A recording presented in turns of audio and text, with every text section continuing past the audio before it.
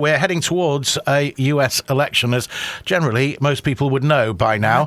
We'll get to that shortly. Meanwhile, let's take a look at immediate affairs and news today from Israel saying that airstrikes have revealed Hezbollah's $500 million stash under Beirut hospital. I think the quote was something like, they could have used this to rebuild Lebanon. Instead, they used it to rebuild Hezbollah. Yeah, and clearly they're using the hospital, and they have continued to do this, whether it was down that Hamas has done the same thing down south, and this is just using it to kind of shield all the money they've got. And all the money they've got has come from Iran, and Iran is giving them this cash that they are just flush with money. Apparently, not anymore.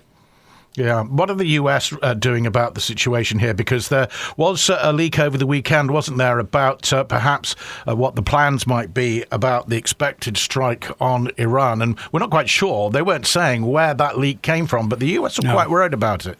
Yeah, it's something they absolutely should be aware of and be afraid of.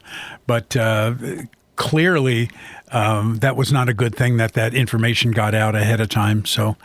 I don't know. You could run down this information all you want, and I don't think you're going to really necessarily find out what the leak is. But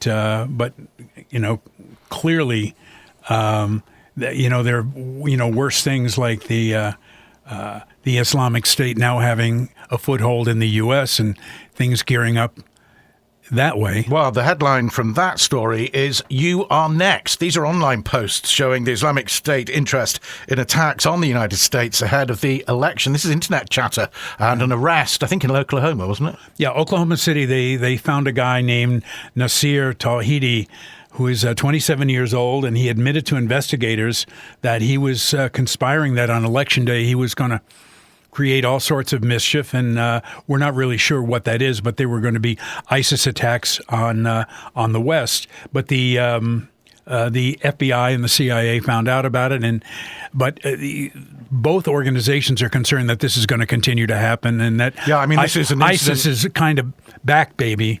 In a bad way. This is an incident, obviously, that they've discovered, but they know there's plenty of chatter elsewhere, right across all of the what they call the chat boards and encrypted apps as well. But let's hope that they manage to stay on top of that information, because the last thing we need is that sort of chaos involved at the same time as the elections and whatever fallout that brings. Also, lots of different things being picked up by both candidates to beat the other with. Abortion rights have been a big part of this, and news released that in the year and a half following the Supreme Court Dobbs decision that revoked the federal right to an abortion, hundreds more infants died than expected in the U.S. This is not something that I think they thought their way through. They just said, well, we're going to cut back on the amount of abortions. We're going to be pro-life. We're going to stop all this nonsense. So we should point out then that the vast majority of those infants that died had congenital anomalies or birth defects, and perhaps that could have been or would have been avoided under the previous rulings. That's right. So they found that there were a lot of children that were born with diseases that they absolutely couldn't get over. They couldn't be healed, and. But the Journal of the American Medical Association said that infant mortality rates for those 18 months following the Dobbs decision caused the amount of infant mortality to raise about 7% higher than typical, leading to an average of 247 more infant deaths than in any of those months. That's a lot of kids to have died. And I think this is something that is going to heat up quite a bit as this information gets digested and gets mulled around a little bit. Well, it's got to filter through to the campaigns for both candidates at some point, one would think. Speaking of which, dead heat across swing states. Here we go. According to the latest Washington Post poll, Harris and Trump are can't be really separated on the main polls. No, and every time you look at a different poll, it matters which poll you look at. But the average person, and that would be you, and that would be me, looks at this, and we don't know the difference between a lot of these polls, which one is Democratic, which one is Republican, conservative, or liberal. But what happens is right now they're and we've said this for how many weeks now? A couple of months. They're in a dead heat. She leads in Georgia by a little bit. He leads in North Carolina now, and according to yesterday's poll, they are neck and neck in 7 of the battleground states. So we would tell everybody, all the expats out there and anybody who is listening, who is American, who is maybe listening back in the States, for God's sake, get out there and vote. No matter who you vote for, get out there and make sure your voice is heard, because it is going to be a pot boiler, I'm telling you. Aside from the main polls, like who would you vote for, you get the other side ones, like where the most recent one on the economy, who do you think is going to be able to handle the economy better? And actually, Kamala Harris came out ahead on that one. But as you said, we're never quite sure whether it's a Democrat or a Republican poll. So I know. And she, you're right. When we talked about it last week, she came out being a lot higher, that she would handle the economy a little bit better. A lot of people have selective memory where they say, oh, well, when Trump was president, the economy was good. At one point, Trump was. He was doing okay, but I got to tell you, right after that came COVID, and the economy almost completely tanked. Well, that happened pretty much everywhere. Everywhere, absolutely everywhere. And so, but right now the economy seems to be on an upswing. It's a matter of convincing people. Some good news today, actually, coming out of that economic meeting in the States as well, particularly for Britain, and we'll cover that in the last hour of the programme in our business news, rather than try and fight our way through stuff as it's breaking at the moment. But relatively good news for the economy coming from the International Monetary Fund in the States today. Meanwhile, it gets worse and worse. There are nasty turns every step of the way with the way that the campaigning is going. And a third of Americans agree with Trump that immigrants, quote, poison the blood of the U.S. Now, forgive me before we go anywhere else, but I thought a lot of Americans were immigrants. Probably 75% of all Americans are either immigrants or going back 2 or 3 generations are immigrants. That was my point. I'm the child of, I'm a second generation American. My wife's family goes back 300 or 400 years, but outside of that. And Trump has German heritage, amongst others. He does, but he by using the term poisoning the blood, that is as you know, it's a Nazi term. Indeed. It's a term that... Mein Kampf, it's in there. It was in Mein Kampf, and exactly. And it's absolute Nazi rhetoric. And Trump was talking about this at a rally in New Hampshire late last year, and continues to use the term blood poisoning, which is so divisive and so wrong. What I don't get, though, is that he's still trying to gain the votes of people who have been more recently immigrants into the United States. Yeah. And there was one quote from a Latino voter who said, we don't feel that he's talking about us.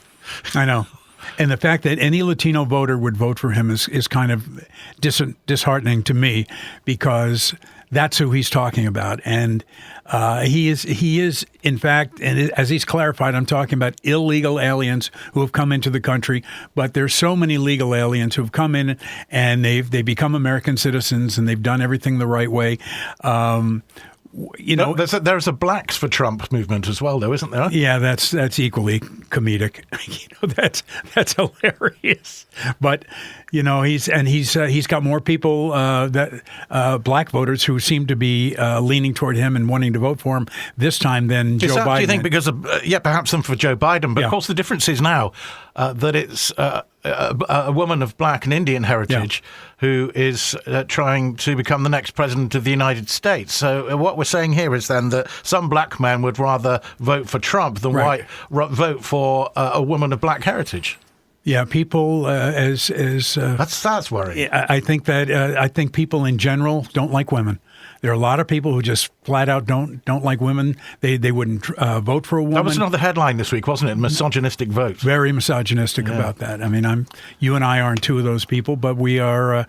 There are a lot of people out there that would rather vote for somebody that hates them than to vote for a woman. And I don't. Just indulging ourselves with things from the American Billboard chart, years gone by. 74 Raspberries and Overnight Sensation. Not one of the bands that you roadied for.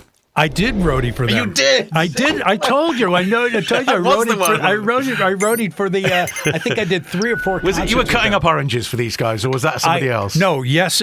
I was for Yes. I was cutting up oranges for Yes, and I did roadie for. Raspberries. For the raspberries. Just a couple of concerts around Ohio when I lived there. But they were the boys out of Cleveland. They were just a bar band. They had all they had was Go All the Way at the time, and then this came a little bit later. So, yeah, well, they treated me well. Yeah, excellent. Glad to hear it. I think I made all of $2.50 an hour or something. Well, that's not bad back in the day, is it? Really, let's face it. 74, that sort of era, not too bad at all. Okay, back to the U.S. election, and lots has been said about the Project 2025 and the lead up to the election. It seems the Trump team are saying now they'll blacklist Project 2025 people in a sign of the plan's toxicity. Now, we've talked about this a few times already, but previously Trump was backing it. We were actually way ahead of this thing. Yeah. We've been talking about it for about 6 months, and Trump was. It's not that he personally said he was in favor of it. He kept saying, "I don't know anything about this." He said, "But if I did know something about it, I'd be against it," which was incredibly stupid of him to say it that way. But that's kind of Trump speak, and that's the way. In a sentence, it's about a big plan to overhaul the U.S. government, right? It is. It's a matter to essentially to overthrow the U.S. government and take anybody who disagrees with Trump. And this is all, by the way, in case Trump wins. If Trump wins, the plan is to do away with the Department of Education, Department of Homeland Security, and have only people who agree with Trump to be put into positions of authority. Forgive me for saying this, but his eldest son, Donald Jr., is actually putting together the list of people that are going to be barred, isn't he? Oh, good Lord. So how can he not know anything about it? Let's put the fox in charge of the hen house while we're out of it. But now he's talking about blacklisting, so he's gone the other way from I only want people who... Is having a negative effect on the campaign, perhaps? No, I think people are going to kind of see through that. I really believe they are.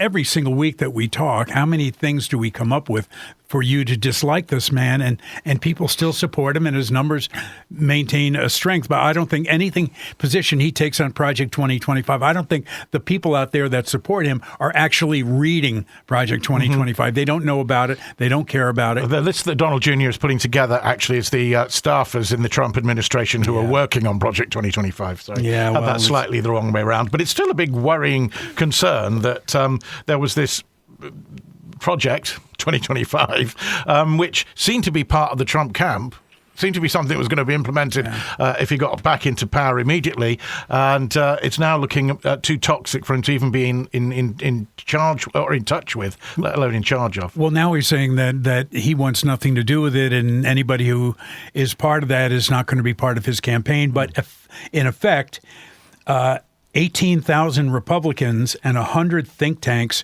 have had some involvement in to put this whole thing together. Well, Trump is not putting this together. It was a bunch of people who are like-minded who are basically saying, it's a manifesto. The last time he went in, he did actually turn over the staff at a record rate anyway. He did. He had how many secretaries of state? He had 3 or 4. He had 3 or 4 attorneys general. He had, he had a huge amount of turnover. Basically, if they tried to rein him in, they got the sack. That's exactly what it is. That's exactly what it is. Okay. Whilst we're on the subject of the former president of the United States, perhaps soon to be the next, let's go to the big photo op of the week. And he was in McDonald's. Do you want fries with that? Yeah, a lot of people saw him in McDonald's in this. We don't know what he has about McDonald's. Well, we do. It took a while for him to get this opportunity together, but you remember when he was talking about saying that Kamala had never worked at McDonald's after she said that she had. A number of people said they remember because they were there. Yeah, why would somebody say they worked at McDonald's who didn't work at McDonald's? Nobody would. He keeps on bringing it up. So it's obviously bugging him. He's obsessed with it. He totally refutes the fact. He says that she never did. So anybody that has not seen the video should go on YouTube and look at the video of Trump working the French fry line at McDonald's. And should we also say that it was a closed McDonald's? Completely closed staged. to stage the whole thing. People were picked. They only picked beautiful people, which is, he said, he remarked on how beautiful he found the family in the car. So he goes out there and these people are stopping and he's complimenting them. Oh, what a beautiful family. Where do these beautiful people come from? You're paying them. That's where they come from. And the McDonald's in Pennsylvania, it was in, I'm not sure where. Feasterville? Yeah, Feasterville. That's right. It doesn't roll off the top of my tongue, but they staged the whole thing, and I could do this all day. I could do this all day. He said, this is a great job, and people really work hard in these jobs, which they do. But he was asked about the minimum wage, and he dodged it. No, that's true.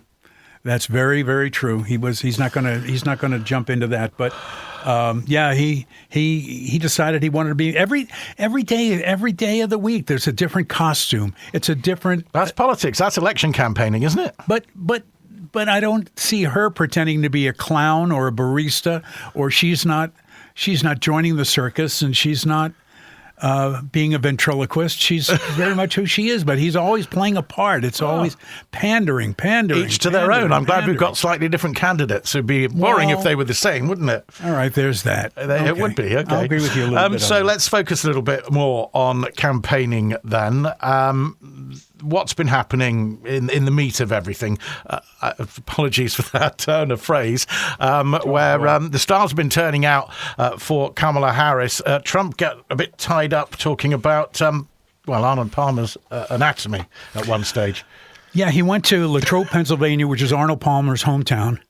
And he gave a speech on the runway, and I think everybody out there knows where this is going, and everybody's aware of what he's doing. But he started talking about Arnold Palmer being a real man, Arnold Palmer, other men commenting on his anatomy when he had his towel off and saying, "Oh boy, what a guy," and that sort of thing, and truly off color. I mean, I don't know why he would even get into this, because in the conversation he said, "Oh, I shouldn't say it, but I'm going to say it," and why? Why would you ever say anything like that? So he commented that, he embarrassed that, and well, it's rather lewd, and that's not something that generally goes down very well in the US at all. No, it has not gone over well with the people that I've talked to and the people that I've read. Waltz was straight back at him as well, wasn't he? He did. He absolutely did. And she was saying this is not becoming a president of the United States, and I believe she's absolutely right. I mean, it turns out that from what we've read, I read a quote from Palmer's daughter, who is in her late 60s, and she said he was a big supporter of Trump's, but I felt this was inappropriate for someone in that position. So, but she also shrugged it off by going, "Nah, what are you going to do?" She's just going to let it roll, which I think probably it's just going to leave the news cycle within the next day or two. But in the couple of days since we've been off the air, it's always something, isn't it? Well, it is. Meanwhile, Kamala Harris is looking for some big names to help her support her campaign. And Dick Cheney's daughter was amongst part of that, of course, from the other side. Yeah, she's really stepping up to campaign for her. And I know that she's got the support of her father, who is the most conservative, right-wing Republican in the country. I mean, she's right behind him, but I confess there's got to be a cabinet position in this for her, because she has kind of sprinkled around, I'm going to have Republicans in my in my cabinet. That's what I want, to have another voice and blah, blah, blah. And boy, if this is not reeking of, they have some sort of a deal. If she wins, she's going to be Secretary of State or Secretary of the Interior or Homeland Security. That would be a big one for somebody from the other party. That would be huge. Secretary of States usually don't last 2 terms. I mean, in the old days, they used to, but there's so much flying. I mean, Anthony Blinken, this poor guy. I mean, he's spending all his time in the Middle East. He's spending all his time trying to settle this Israeli help to settle this Israeli dispute. But he's pretty good on guitar as well. Who would want that job? Yeah. Who would want that job? I mean, that's got to be the worst job. Right. This is one that has passed, at the moment, the mainstream media outside of the United States. In fact, really, the mainstream media in the States as well. Kamala Harris promising full marijuana legislation. I don't know if that's just happened overnight, but certainly you would have thought in Britain that would have been picked up pretty big style. It was in other elections around Europe, like Germany, for instance. So why not in the States? If she's saying she's going to legalise marijuana, why has that not suddenly become the story? I don't understand. Because it's been covered. It's been covered over, I should say, by the Trump story in Pennsylvania, by basic campaigning. But clearly that story, it's a fresh story. It's like in the past. So we expect it to 48 grow. hours. Mm-hmm. I think it's going to grow a little bit. I don't think you can go out there and say, I'm going to legalize weed and have no coverage of this thing. It got covered by the Cannabis Times. Well, exactly. It's cannabis culture. And I'm thinking, well, that's why I was thinking, like, hang on, why haven't I seen this on any of the other networks so far?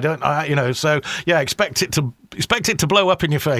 I would say. And I don't think Trump is going to be against this at all. I don't think you're going to see him coming out against this. I don't think he's got, as we say, a dog in this fight. I don't think he has an opinion one way or another. But the fact that something like 55% of all the states in America already have legalized pot, and I can tell you from coming from one of those states, it's not a big deal. And I mean, everybody in these other states, I remember talking to somebody who's from South Carolina, and they were going, oh, it'll never happen here. We would never allow that. And I go, oh, it's happening. It's going to happen. Eventually, maybe 20 years, but it's going to happen. It's, once that genie... So not such a big thing in the States, No, then, it's really. not. It's, once the genie's out of the bottle, it'll be fine. I mean, it's not something that appeals to me, but it is something that a lot of people like. And, when people start to really like, it's like prohibition, and they tried prohibiting that stuff and see how well that worked. So, no, I think this is going to be a bigger story. I think you're going to see more and more people coming in and saying, she's going to get the pothead vote. Yeah, I mean, there was a quote, actually, and obviously this is from the Cannabis Culture website, and I'm not quite sure exactly, because they've not quoted it. She said, but as part of her pledge, she would take steps to ensure that black men disproportionately incarcerated and disenfranchised by the war on drugs would stand to profit from the industry. Well, that also has something to do with what Biden said. Biden also said that he was pardoning people who had cannabis infractions and letting them out of jail. I mean, there's so many people in jail in the States just because they used a little weed, and now he's trying to get them freed. And so consequently, it's there is a lot of that to it. I mean, in that a huge amount of the people who are incarcerated are black, and they are in for drug violations and not hard drugs, so they're in for just possessing weed, smoking weed. And so she's hoping to do that and get all those people out of jail and get them back to their families and back to productive Might create a bit of a lives. bigger problem further down the line. I didn't know, because obviously there's a school of thought that that leads on to harder drugs, but that's somewhere else on another day. US correspondent Rich Reynolds is with us this afternoon. So Donald Trump criticised his rival Kamala Harris for not attending during his speech at the Al Smith charity dinner in New York. Harris did appear in a pre-recorded skit for the event with actress and comedian Molly Shannon, in which she lightly mocked Trump. The event, of course, historically features the exchange of jabs between presidential candidates who would also typically poke fun at themselves. We'll get a little bit of a listen to what both candidates were saying and get Rich's reaction after. The two candidates for president are supposed to exchange good-natured barbs. Is there anything that you think that maybe I shouldn't bring up tonight? Well, don't lie. Thou shalt not bear false witness to thy neighbor. Indeed, especially thy neighbor's election results. I understand the real reason that she's not here is she's hunting with her running mate, spending a lot of time hunting. In any event, it's a weird. You know the word weird? Maybe don't say anything negative about Catholics. I would never do that, no matter where I was. That would be like criticizing Detroit in Detroit. There's a group called White Dudes for Harris. Have you seen this? White Dudes for Harris. But I'm not worried about them at all, because their wives and their wives' lovers are all voting for me. Just so you know, there will be a fact checker there tonight. Oh, that's great. Who? Jesus. If you really wanted Vice President Harris to accept your invitation, I guess you should have told her the funds We're going to bail out the looters and rioters in Minneapolis, and she would have been here, guaranteed she would have been here. Guaranteed. Does it bother you that Trump guy insults you all the time? Because it really bothers my friends and me. Oh, Mary Catherine, it's very important to always remember you should never let anyone tell you who you are. You tell them who you are. I didn't like Biden very much, and now I like him quite a bit. And now I say that she's much worse than him. He was a much better candidate than her, actually. And when we hopefully win, dispose of her, I like her a lot, but right now I can't stand her. It's true. I can't stand her. So it's a little bit more vitriolic than generally we get at the charity dinner, surely. Yeah, this thing has been going on for almost 100 years. Al Smith was a governor of New York back in the 20s when I was a boy. And so I remember him distinctly. But usually the barbs are very, very gentle.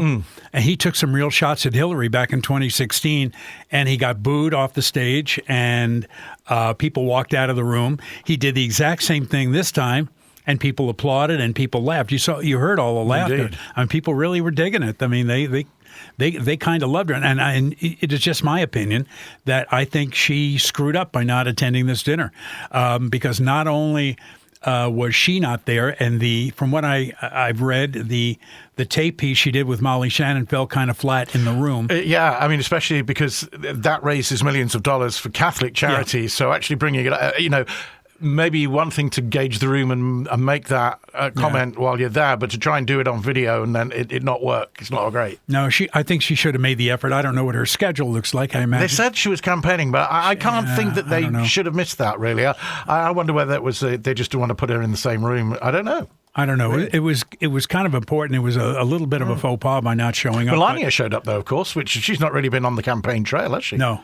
But she was there. Now, she was there. She didn't look very happy to be there, but she never looks happy to be with him. So, but the thing is, he was very vitriolic about her and said some very nasty things, and there was some swearing, and which I probably would have a problem in front of the Archbishop. That was highlighted. Yeah, it was.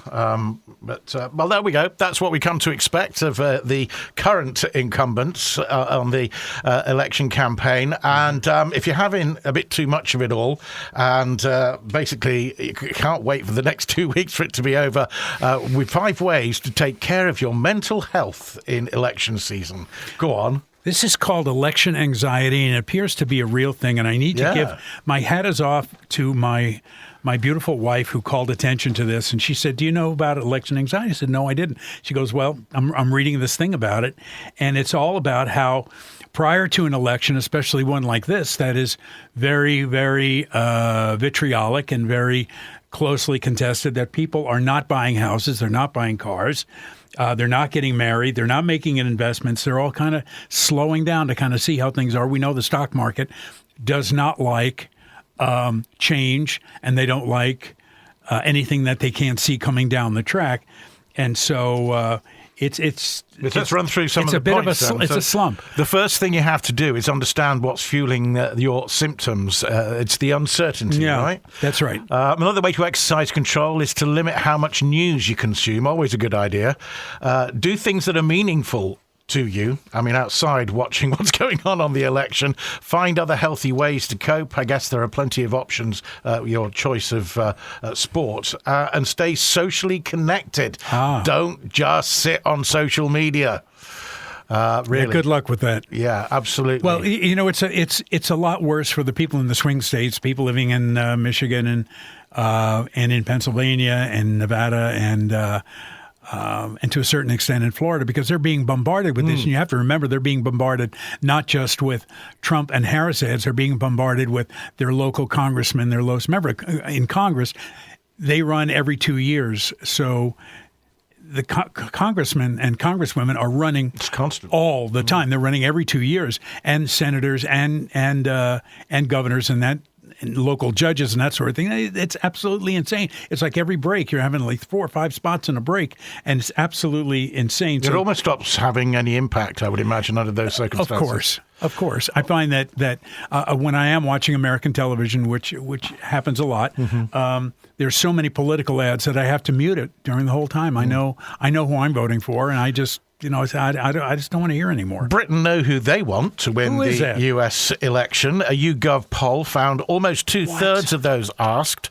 wanted Kamala Harris to win in November. Are you surprised at that? I'm not. No? Why not?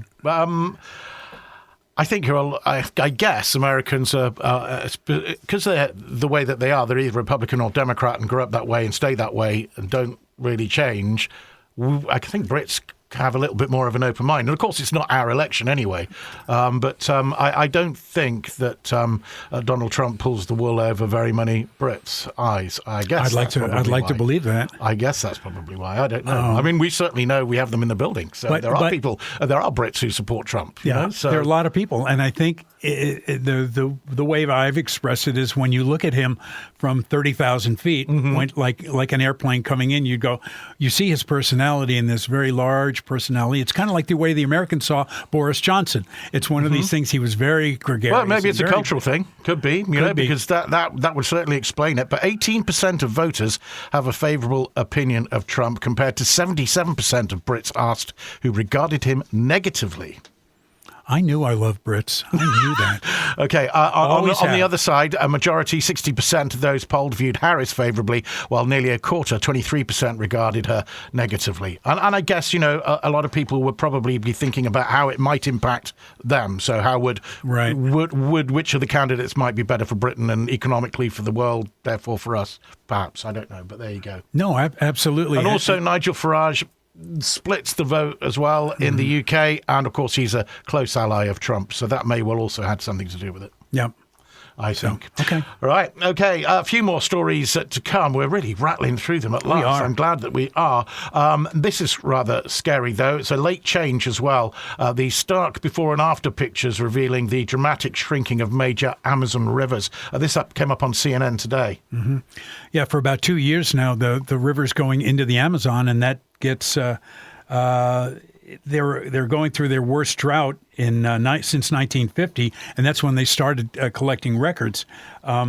It's Brazil's second straight year of extreme drought, and nearly 60% of the country is affected, with some cities, including Brasilia, enduring more than 140 consecutive days without rain. Lungs of the planet. And those of you out there who may have seen this, the photos are quite disturbing. And the one thing I would draw a comparison to is how those of you that may have followed that the state of California and to a great extent Nevada and Arizona had a 10-year drought.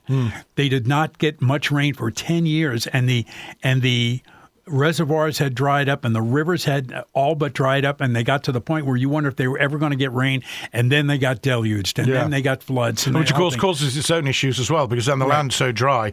But those pictures, 21 to 24, just side by side, really, really rather scary. We've just got time to do the one thing that we have to do, the final thing, and that is we know who is in the World Series. Yeah, well, it's called the American Series to the rest of us, but... Fram it. Those of us who are New York Mets fans, we've been suffering for 63 years, and I followed every single game, and they came up a little bit short on L.A., and so it's the Dodgers against the Yankees for the first time in a number of years, and I'm picking the Dodgers in this one in 6 games. They've got great shirts, both of them. I mean, baseball shirts are fantastic. And you know what? Anyway. And I got to tell you, these are two star-studded teams. They have Shohei Ohtani, and they've got Aaron Judge. And even if you're not a big baseball fan, this is two great baseball teams are going to be facing off. And first time in 43 years. First time in 81 was the last time. Yeah. Right, and they always play well together. And these are the number one ranked teams in each of the divisions. So it's kind of fitting that they play each other. And again, I'm picking the Dodgers in 6.